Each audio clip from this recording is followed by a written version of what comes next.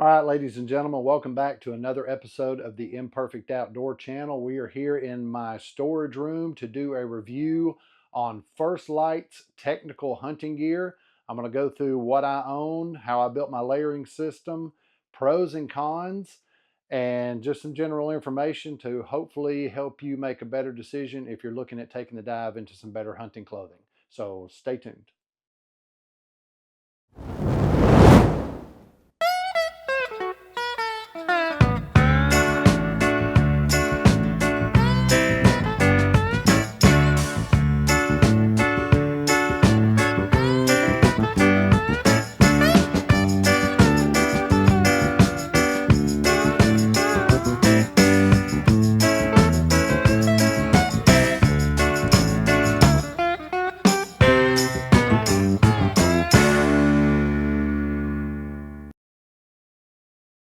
All right, ladies and gentlemen, we're back. Like I said, we're here in my storage room, going to do a review on my First Lite gear. Um, Full disclosure first, I did purchase this with my own money. Now, I will say I do work in the outdoor industry, so I did get a little bit of a discount from them when I purchased it. But in all honesty, if you catch this stuff in the right time of the year, the sale discounts that they have are going to be virtually identical to what I might get as like a pro deal.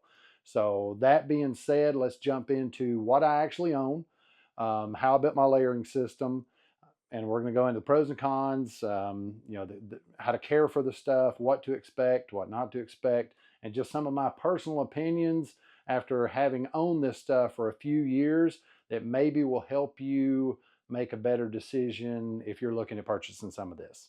So let's jump right into it. Okay, first off, early season when it's still warm outside, I can pretty much get away with just these obsidian pants. Now all this stuff is full merino. It is very breathable, and honestly it doesn't really hold a lot of heat because it does breathe so much, and we'll get into that here in just a little bit. But I own the obsidian pants here, and just starting out early season. They're comfortable, they're lightweight, they're breathable, they keep you from burning up if you're sitting in a blind or a tree stand or a saddle or whatever. So I do like them for that aspect. They come with the suspenders, which honestly I never really thought I'd like, but I like them. After using them, I really do enjoy them. I like them. I don't even wear a belt with this because it kind of gives you that overall flexibility. So as things, again, these are the obsidian pants. As things kind of start warming up, or I'm sorry, as things kind of start cooling down, I'll start incorporating the long johns. Now, I do have the kiln long johns, which I'll start out with because they're kind of lightweight. They don't really hold a lot of heat in, but if you just need that little extra layer of comfort under the obsidian pants, just kind of keep that wind from coming through and blowing your heat out. Um, these work very well, again, just for kind of cool to mild temperatures. I did go for the calf cut just because it gives more mobility. I can tuck them into my sock. I don't have to run them all the way down into my boot and then tie my boot up. And then when you sit down, you kind of feel them stretching or pulling as you sit down. They move with you, so I really do like that. I don't like a full length of long john.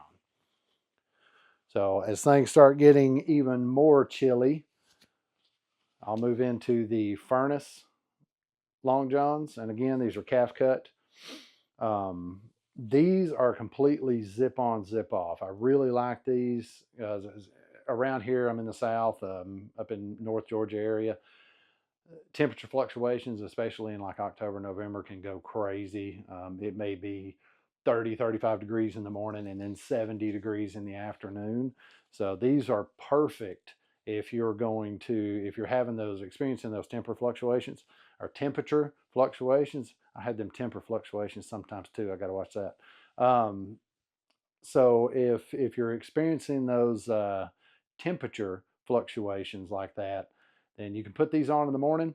You can stand up, they're real quiet, zipper and a little bit of Velcro right here. You stand up, kind of drop trowel. You don't have to take your boots off. You don't have to take your pants completely off. You just drop trowel, unzip these, undo the Velcro, pull them off, pack them up, pull your britches back up, and you're good to go. So these are perfect for those days where it's going to be cold, but it's going to end up warming up. So you don't have to pack or unpack a whole lot of different stuff. So moving into the shirts, I start out with the kiln, or I'm sorry, the wick, just standard merino shirt. This is, I believe still now, this is their lightest weight shirt. So early season again, I'm throwing this on, especially during turkey season when the spring heat starts coming in. The obsidian pants and the wick shirt is pretty much all I need. I'll spray it down with some promethium spray to keep the ticks off of me, and then I'm gold from there. Extremely breathable. Again, lightweight, comfortable. I will say I do love. I've tried some other brands of merino. I love First Lite's merino. It is, as far as a next to skin layer, me personally, I can't find anything better that just feels good to me and is as comfortable as the First Lite here. So moving on from there, I actually have two of these. These are the next step up. Now I'll always keep my wick um, undershirt on, my next to skin layer. I'll always keep it on. As things kind of start cooling down again, I'll move into the kiln. And again, it is merino, a little bit thicker, a little bit less breathable. So it kind of holds in a little bit more of that body heat. So I've got one in just a standard, and then I've got one with a zip up. In case I'm moving a little bit, like maybe especially in turkey hunting season or something, if it is a little cool, I'll put this on. And if I need to dump heat, then I can completely open this thing up and let some of that stuff out, just keep me from sweating. So moving from there, and a lot of times, if this is the Klamath, it's one of their warmer pullovers, and I do like a pullover. Um, I'll keep the kiln on. I'll keep the wick on. I'll put a kiln over that, maybe the zip up, and then I'll put this on if it's getting a little bit chillier. And again, I can still open this thing up and let some heat out if I need to. But this one is definitely a little bit thicker, definitely a little bit warmer. Still very comfortable. Got a lot of movability about it. So that'll be my 3 layers on top of that. So as things start really getting chilly, then I will move into, I have the sawtooth vest. And honestly, I bought this stuff a few years ago. So I've tested it, used it quite a bit. Again, this is just kind of my honest opinion about the stuff, but I don't think they even make these anymore. And that really disappoints me because I own several of these, in just standard colors too, that I'll go hiking in or squirrel hunting in, when I just don't need full camo, or if it's just cold, I'll put them on and wear them. I mean, they're just nice to wear regardless. But they have a merino back, just kind of help breathe, especially if you're sitting in a tree stand or something, or you got a pad against your back, you're not going to sweat and build that heat up. But these are ridiculously warm and they are ridiculously comfortable. And they've got a kind of got a material across the front that helps keep wind out of it, and they retain heat. So I'll put all that stuff on and this vest on if things start getting pretty cold. So from there, last on the list, and this is honestly probably one of my favorite pieces about it. I wear this jacket all the time. This is the Catalyst jacket. It's got a windproof outer layer. It's lightweight, but on top of all that other stuff, it really keeps you warm, up to an extent, which I'm about to get into in the pros and cons of this. But I'll put all that stuff on, or I may leave the vest off and just put this on, and that way I can just take it off as the day gets a little bit warmer. So I do have various wool socks and everything. I've got their beanies, I've got their face masks, I've got their gloves, and I love all of it. So that being said, here come the pros and cons. The pros are the stuff's very comfortable, easy to maintain, easy to take care of. I think for me, it's better for me in early season until it starts getting really frigid. And the reason why is that stuff is so breathable. If you're a walk and stalk hunter, or if you're a Western hunter and you're constantly on the move, I don't think you can beat that stuff. I'm not. I hunt here in the South, and I'm a sit down like a blind or a tree stand or a tree seat hunter. I mostly sit on the ground. I don't move a lot, so if it's getting really cold, um, that breathability kind of turns into a bit of an enemy for me. Wind will come through and just you cannot retain heat. So up to an extent, this stuff is perfect.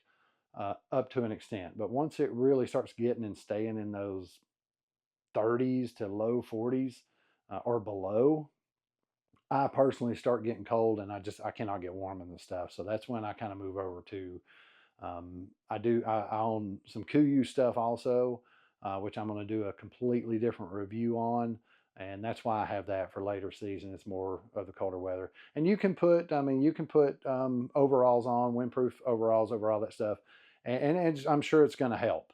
I never did purchase any of their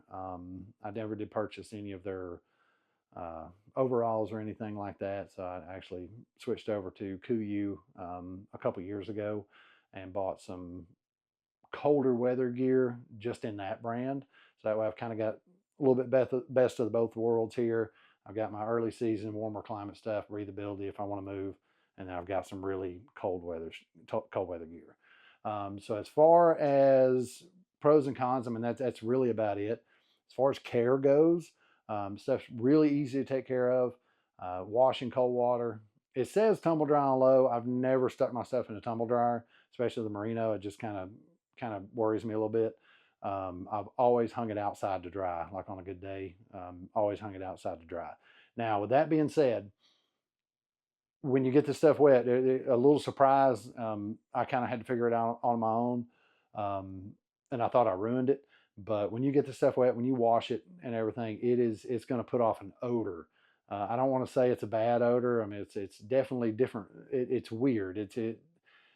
It's almost kind of like a wet dog smell, but it's a natural odor because of the merino wool. So immediately I thought, man, if I walk in the woods smelling like this, I'm not going to see a thing. But in all honesty, it is never affected my hunting and everything. And you really don't have to wash this stuff that often. It breathes so much and it wicks so much moisture, and it has such good odor control. I'll usually wash this stuff at the end of a season, and I won't wash it again until the end of the next season.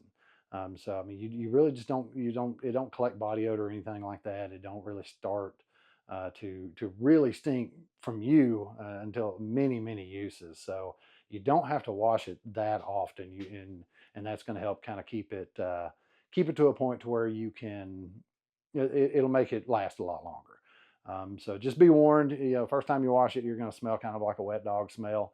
And the really weird thing about that is the more you smell that, for me anyway, I started associating that smell with hunting season. So it's kind of enjoyable, as weird as that sounds. But once you get the initial shock of that, oh my God, I ruined my clothes odor out of your way, it's really, it doesn't really smell all that bad, to be honest with you. So anyway, I hope that helps give you some information if you're on the mend as the summer starts kind of moving out and fall starts creeping in. I know a lot of people are starting to look at, myself included, starting to look at getting ready for deer season. About this time of year, you're going to start seeing some sales go on. So if you're looking around and you're on the fence about purchasing some First Lite, hopefully all this information will help you with your layering system and just kind of give you a good what to expect. Like I said, as for me, early season, I highly recommend it. Cold weather, if you're moving a lot, excellent. Cold weather, if you're sitting down, just know that you're probably going to need to either add a windproof um, membrane layer over all of that just to help hold some of that heat in. Again, without it, the wind's going to blow it right out. So again, hopefully this will help you make a better decision. Be sure to like and subscribe, and we'll see you next time.